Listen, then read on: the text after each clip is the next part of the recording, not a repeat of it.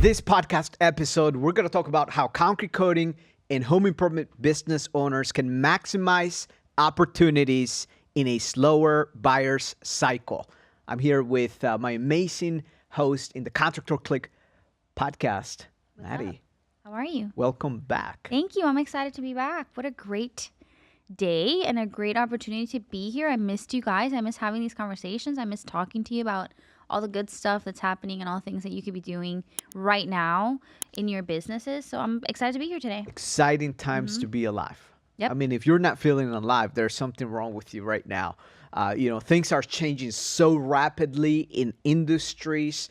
We are seeing markets shift and move. And in today's conversation, I want to start off the conversation and get right to it, Maddie, which is let's analyze in retrospect what we are seeing in the different markets. You know, we run virtually hundreds of ad accounts throughout the entire United States. We blanket the entire United States with clients.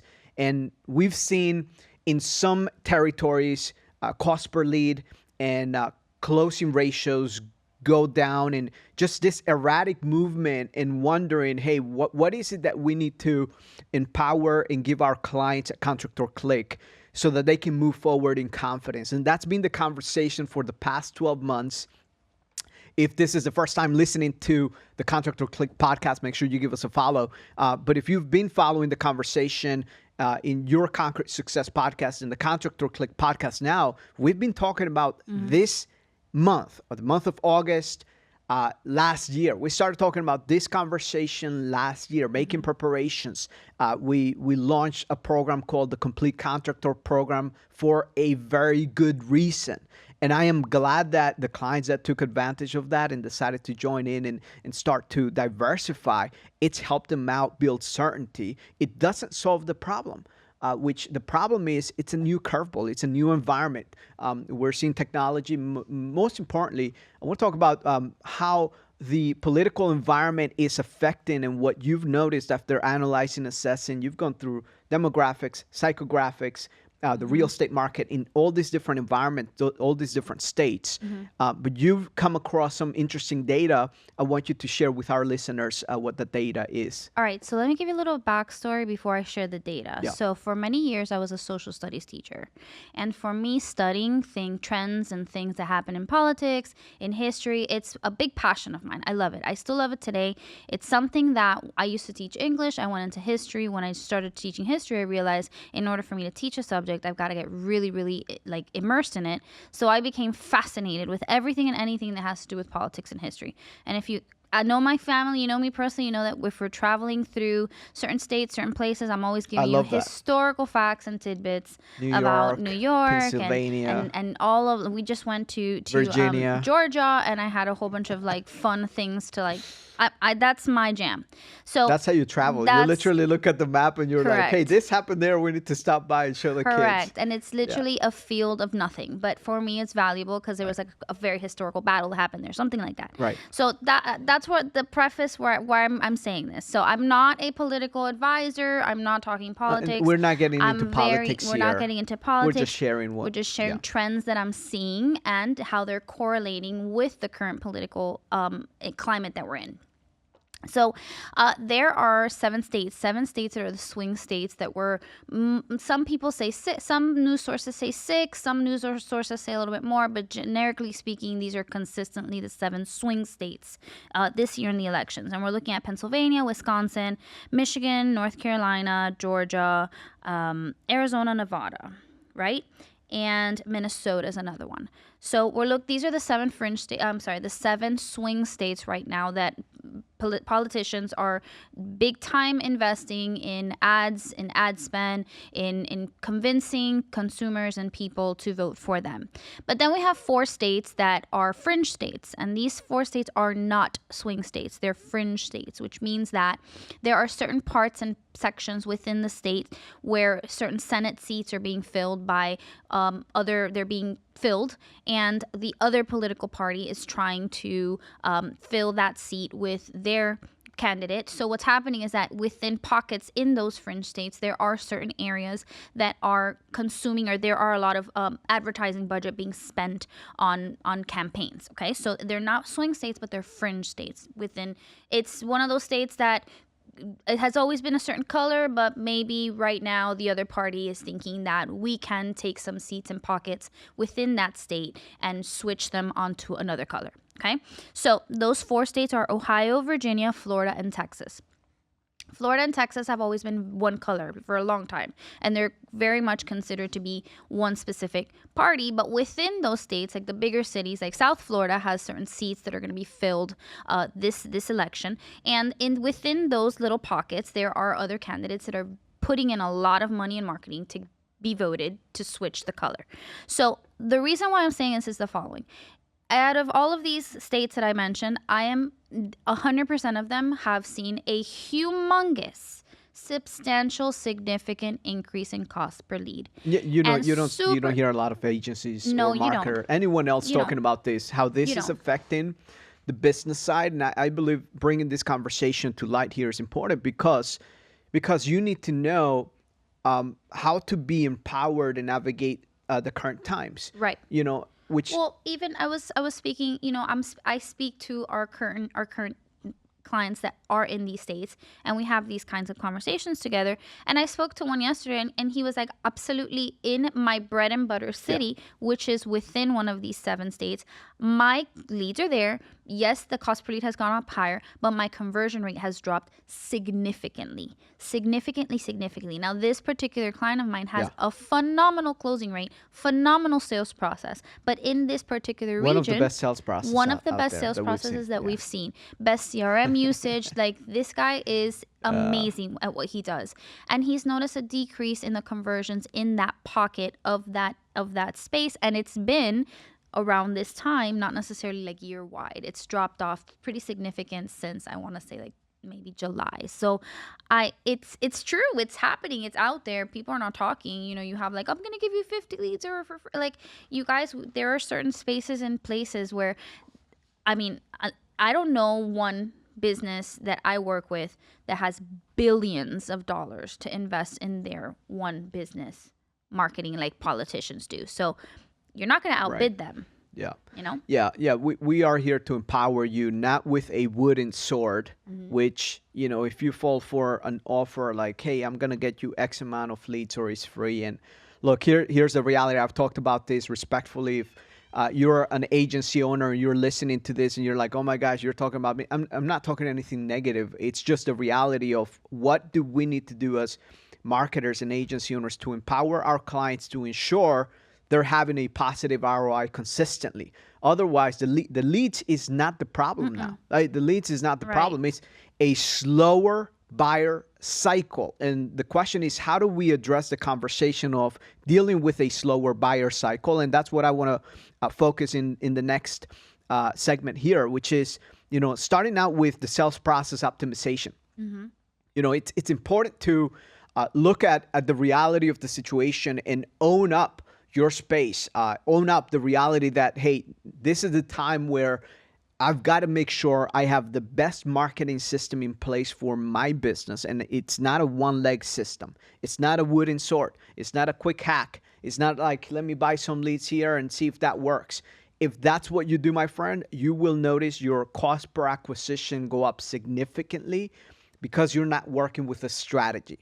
Right. And that's just, we've seen individuals that have come to our world where they're literally, they're at the end of the rope and they can no longer bear.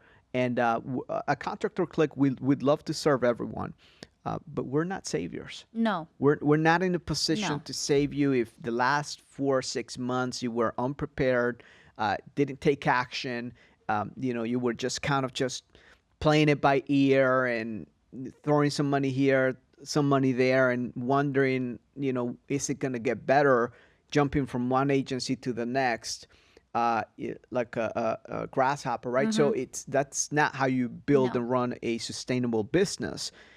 However, you do need to go back to the drawing board and analyze and assess what are the key components that you control. And one of them is the sales process. Why is the sales process fundamental right now and the most important for everyone? Okay, so the sales process is super fundamental right now, along with everything that like all of the stuff that we're going to talk about. I get that it's worked for years. I get it. I believe you. I know that you've had a phenomenal sales process that has worked. Yeah. However, today's buyer is not the buyer that existed 2 years ago, or even 6 months ago, or it's not the buyer that's The going to be. conditions are not the same. It's not the same. It's not the same buyer that will be 3 months from now, or 6 months from now. So right now, in terms of your sales process, you have to go back and revisit it, even if it's always worked. You have to revisit your sales process. You have to revisit who's buying from you. You have to make sure that you know exactly who is the demographic and the person that is buying from you. And it's probably changed. I had a call yesterday with somebody who was like, you know what, Maddie, I have seen a shift in my buyer. It was before I was getting people calling me that were getting new homes and just had gotten married and were like buying a new construction and just wanted to like have this service in their home for their brand new home that moved in. And now I'm going to homes and houses, and the only people that I'm booking are people that are my parents' age. This is like a 30-something-year-old person. So their buyer has shifted in the last 3 months, and they're now coming to me. We're having this conversation together, and we're working on their sales process. We're working on that voice that they have in everything that they're putting out there, because they're not going to be like hung up over the fact that they're not selling to this demographic that they used to sell so great before, and they used to sell floors all the time for this demographic. Now they're like, okay, let me shift to this guy, and let's shift our sales process to accommodate that. And here's something I want to have you consider. I like to study the bigger players, companies that are north of $10 million in the home improvement space, and analyze, assess how they start their sales process. You've noticed that many of them started shifting towards right out of the gates, qualifying the lead and the prospects to getting them on a payment plan, or having some sort of financing program in place that gets the lead and the buyer's information, prospective buyer's information, and walks them through. So by the time the salesperson is at the door, the money is not the worry or the concern, right? And the thing is, in times of instability in the economy and the political system, why do you think that buyers are affected? And the grand majority of customers are affected, and they slow down their buying decision. I think no matter what political party you like or you vote for, everybody's in the same boat, and that is, I'm holding my money just in case. I don't know what's going to happen. So I'm just going to hold on to just in case. It doesn't matter who you vote for. I don't know. I don't know what's going to happen in November. So because I don't trust this person, or I don't trust this person, I'm just going to hold on to my money because of the fear that something is going to happen. Yeah.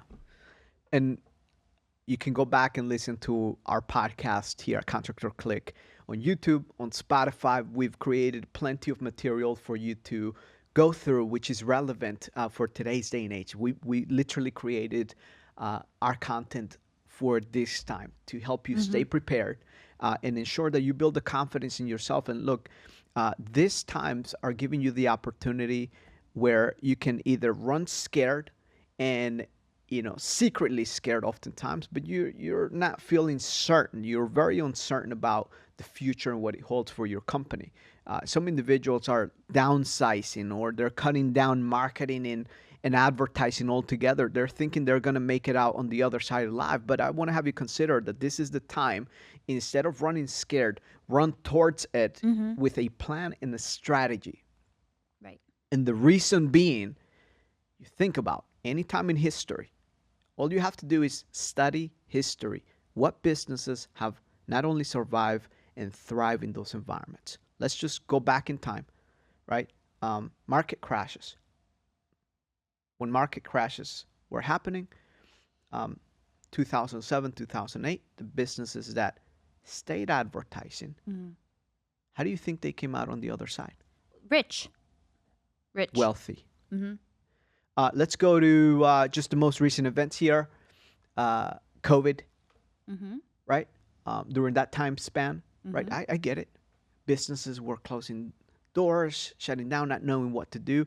Which businesses capitalized the most during that time? The ones that continue to market and run as usual. Yeah. Mm-hmm. So this is the time for you to double down, and your sales process is a crucial part. So I want to give you two things to work on the sales process. The first one is the the financing options. It's important for you to make it easier for buyers to say yes. And maybe that's the question for you to ask. How can I make it easier for them to say yes? If money and holding money to my money right now, it's one of the main objections. It's like, hey, I just want to hold it off until X, or I just want to see what happens in November, right? And figure out a way of building certainty. And what we've noticed is the clients that offer financing and start the conversation with financing, do they have Correct. higher closing ratios? Yes or no? Higher. And that's important that you're saying that because it's not just like, oh, we have financing available. It's actually baking it into your sales process. Bake it into the sales Hmm. process. We had an amazing guest Chris. here, Chris Chris Scoville. Scoville, and he was here a couple of episodes ago. You can listen to that podcast episode. We're also going to bring other individuals to talk about the subject of bringing financing into your sales process. And if you haven't had the conversation with a professional, make sure you look at your options. This is what we talked about in the Copemaster Lab, which is how to vet the right partner for you and also for your customers, right? That gives you the flexibility, the options, and we're not married to a specific vendor per se, but we give you guys the whole buffet of options for you to go and do your due diligence. So these are the conversations that are super relevant at the Copemaster Lab, which is our coaching program. Big shout out to Copemaster Lab. And that's on the front end. It's baking it in where your lead form, even at the very entry front, is asking the prospective buyer, hey, what's your credit score? Right? And you're going to start to see a lot more of this happening out of the gates because that will give you guys better opportunities. Otherwise, what you're going to find out is you're going to start presenting, selling, closing ratios, literally decimating. I mean, we had a company that came to us. It's like, man, we spent 20,000 for the month. Give me the data that they gave me. $20,000 for the month, 180 plus leads. It Only closed 7. only closed 7 jobs. Average ticket for those jobs, About $3,500. $3,500. Mm-hmm. If you do the math there, did they even make their money back, Christian? No, No. no. So, and that's a company that's, they've got a CMO. They've got better things, more things than most. And then we studied their sales process. We looked at all these different gaps. And I'm telling you, sales process is crucial, how you start the conversation. So it's important to understand the sales process. So you have that in the front end. And then now you're looking at the buyer's life cycle. If your sales process is not nurturing the relationship before, during, and after, you will lose the opportunity to someone else that has a better process. And people want to have the comfort and the confidence in today's day and age. So if someone submits their information and gives you a call, phone rings, no one picks up, or maybe when someone calls them back, they're grumpy, right? And all those little deposits are planting seeds in the buyer's mind or prospective buyer's mind, whether they're going to make the decision between you and someone else. Right. I feel like that in speaking to that, when you're in that particular process, there needs to be a little bit of a shift of like, I'm calling this person. You're selling them. Obviously, you're selling them, but you're not. I'm getting to know them. I want to know them. I want to talk to them. I want to form some sort of trust and rapport with this person. Yes. Because once I form a trust and rapport with this person, once I show up at their house, the sale is much easier than if I just start presenting product, best thing about this product is this product is the best, it has the best product, I buy this, it's the best It's not about the product. It's not about the product, it's not about the floor, it's about, hey, I'm your friend and I want to make your life a little bit easier by offering you this service that I offer. And when you kind of show up with that mentality, I feel like that warms up the lead a lot more than if you just start with like, Yes. we're the best and this is the best product and buy it from me. In a market, let me say this, in a market where your competitor has the same product or access to the same product, the fastest way to differentiate yourself is not through the product. It's not through the product benefits. It's through the relationship. Mm-hmm. And if you do that and you embrace that reality, and you start out of the gates by building the relationship, nurturing before, during, and after, you're going to have a higher level of connection, and your likelihood to close is much higher. So think about that for a moment. How am I building the before, during, and after? And these are the conversations we like to have constantly at Contractor Click. How are we implementing communication through our clients' pipeline, the CRM? How is the first message different from this client to that client based on service offering, region, territory, the voice of the brand? So all those small details here. I mean, we're literally working with our amazing podcast here, Podcast Junkies, and we're looking at the sales process, and we're going to talk about the sales process optimization. That's what we're going to talk about. It's Yeah. like, hey, before, during, and after. What are we doing in the before, during, and after? How can we improve the before, during, and after? Because that's what it comes down to. Like that, those are the small little details that will have pay off big dividends in your process. What else you got for us today? We can also talk about okay, this is another good one. Why right now we went to the mall on the weekend, right? And out of 10 stores that we saw, how many stores were offering a sale? Out of 10 stores, how many were offering a sale? Everything's on sale. Everything's on The sale. majority. Everything's on sale. Everything's on sale. So, I want to talk about offers. Okay. Talk about offers. Yeah. Like, why is it mandatory, or why is it important to have offers in Yes. this market? Oh, you got to create some sort of offering. And again, go back and study the bigger players.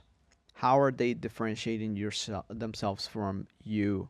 How is it different? What's their thinking process? And look, I get it. There are companies that are backed by private equity, and they have access to special financing options that you can't match per se, right? It's just much different, but you can understand in how they're positioning their offering. So it is more common now to hear, we're going to give you 60% off of installation or 60% off of the product install. Now, what you're not hearing is price per square foot, what's it going to be? It all averages out to be profitable at the end of the day.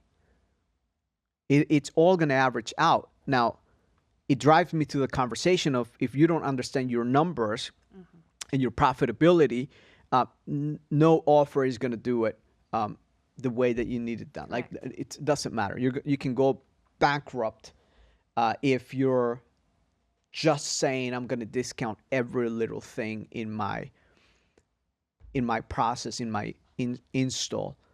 So thinking about looking at your specific niche and the service that you offer. What is everyone else doing right now to engage the prospect and get their attention? Is it what we're seeing in most often in the concrete coating space, like $250 off, $500 off? That's not even scratching the surface right now. I don't think that's getting noticed. So what's something else that could or would? And is it always a discount? Is it always a discount? And this is what I've challenged our clients for the longest time. If I was running a concrete coatings company in today's environment, and I know the number one pain point for a homeowner when they're doing their concrete coating floor, the garage floor specifically, garage floor, let's stay there. Maybe it's not the $600 off discount. Maybe is, the pain that they have to go through, Maddie, to clear out the garage and where they're going to store all of that.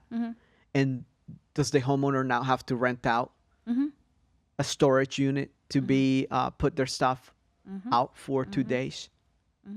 So would the homeowner appreciate more a $600 off Or would they appreciate more the fact that, hey, this is a white glove service here. We want to make sure we give you a masterpiece of a floor. Mm-hmm. And on top of that, we're going to have our professional team take out all these different, your bicycles, Mm-hmm. all, the tools that you have, boxes. We're going to bring our own storage unit, park it outside, lock it, give you the key so you can access it. So you see what I'm doing there? It's an offer. I'm not just focused on the garage floor and what it's going to look like. We know it's going to be beautiful. I know that for a fact. But I know the pain point that they have to think about in making the decision is how we're going to move that, especially with the female, the woman of the house. The guys don't necessarily, we don't worry about that. We just move stuff, right? But the female of the home, the actual decision maker has to make that decision. What are we going to do? What a hassle to move everything out of there. So let's remove the pain. Mm-hmm. So I would literally build a 7-figure coating business on the backs of doing the things that my competitors are not doing, that I know the homeowner wishes would be done in the process, and create that as the irresistible offer. Now, is it more hassle? Yes or no? Yeah, I mean, what would be my cost? So it goes I need higher. to buy, right? So I would have to bake it into my production Correct. and my investment as a business owner. How many units, storage units do I need to buy? What's my cost to drive it out of my warehouse, to park it out? How much is it going to be labor for 2 guys to spend 2 hours or 3 hours just packing everything and moving it out? What are my legal, But there's legal also, agreements for that? You know what Yeah. else? There's also an opportunity there to partner with a local person in your community that might do that. And then you both refer business to each other. Right.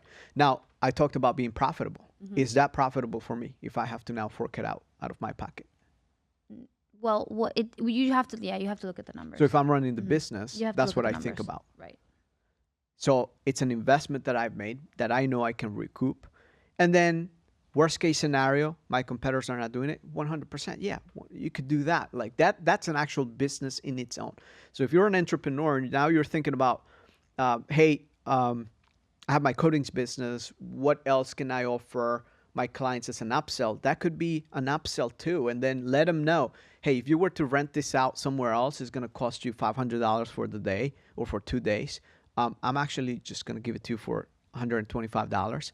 And then if you want my guys to go and put out the stuff from your garage there, it's only going to be whatever, $250, $300 for the move. We make it quick and easy, 100%.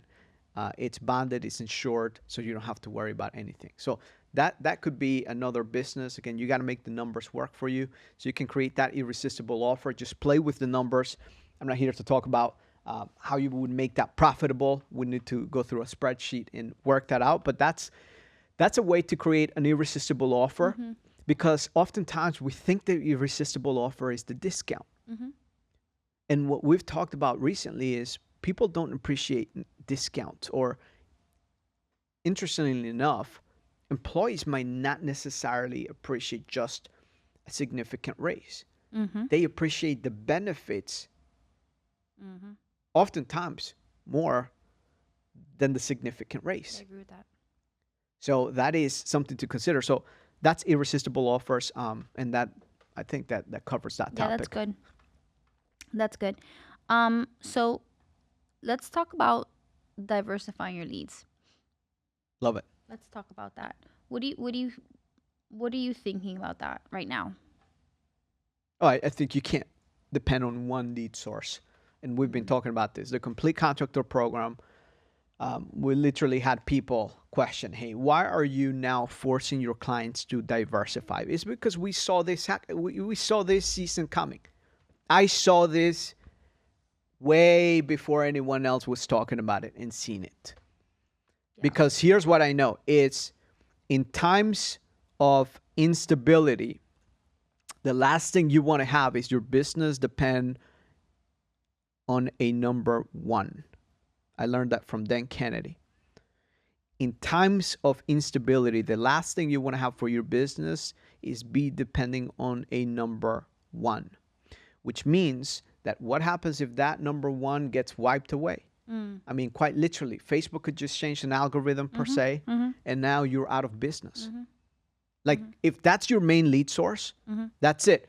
Second thing is we want to ensure our clients have inbound search demand for their services, which means we want to understand your territory. And if you don't have any Google search presence, you need to get up there.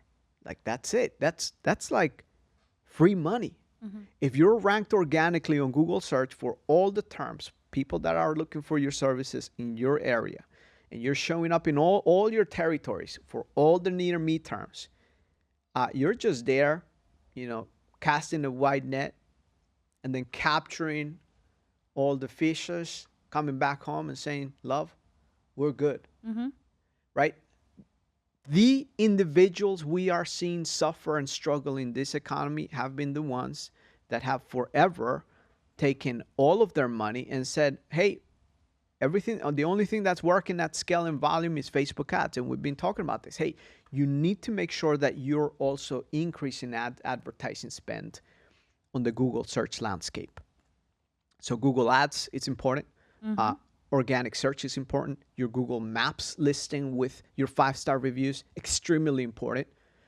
So if you don't have all those other legs working for you actively, you are missing out on what could be, in this economy, what could be keeping you afloat. And we've seen it. Yeah, for sure. For sure. You also have to you have to do a deep dive of where your leads are coming from, where they're converting the highest, what percentage they're converting at.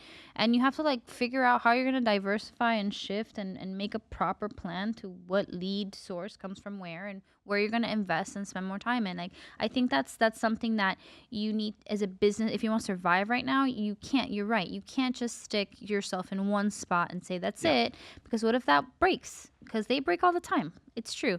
Facebook changes their algorithm all the time.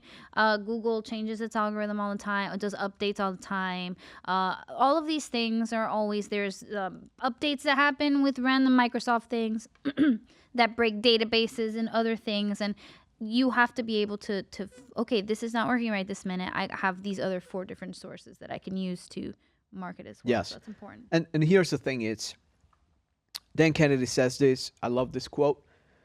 The one that wins is the one that is able to spend the most to acquire a customer. Plain and simple. He doesn't talk about the one that is the most profitable up front. Now, here's the reality. As a concrete coating business owner or home improvement, you're kind of just thinking about the one-time sell. You're kind of just, for the most part, you're just looking at the ticket item.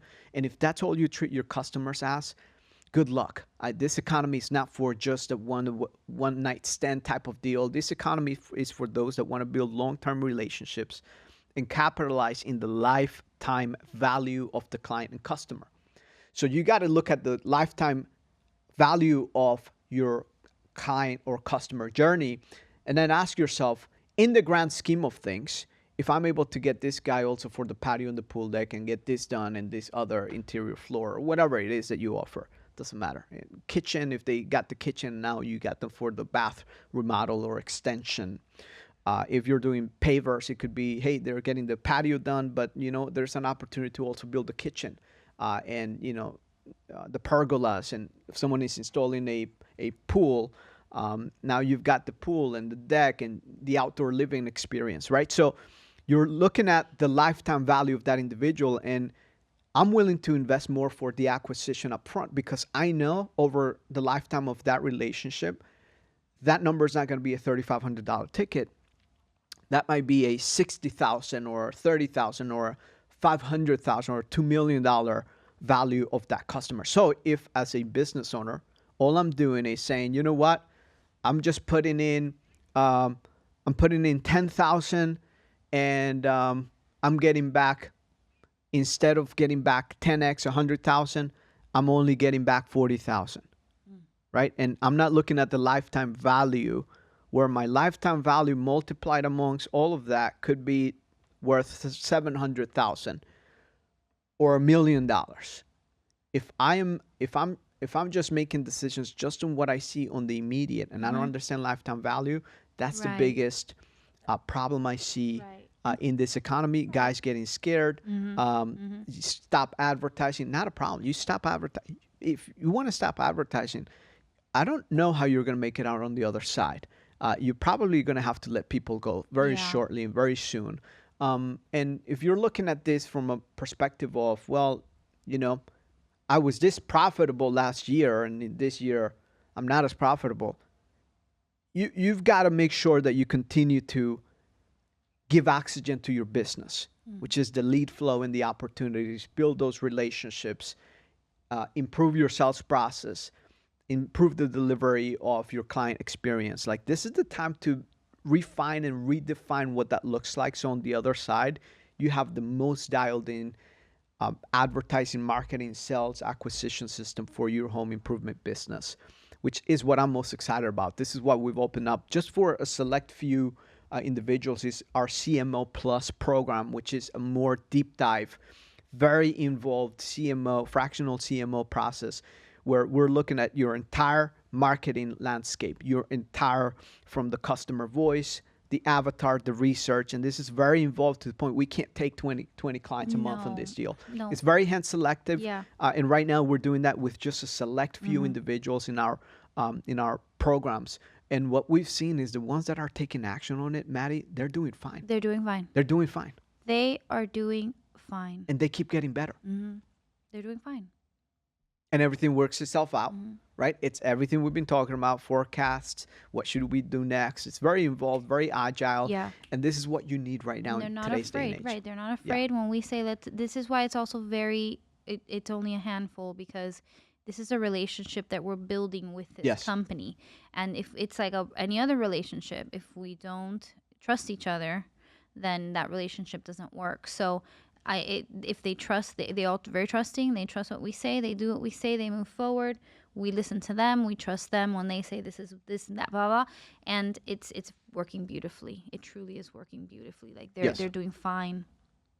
So if you're a home improvement business owner, concrete coating business owner, and you are looking to not only survive, but to thrive in this environment and beyond, I want you to go to contractor.click today.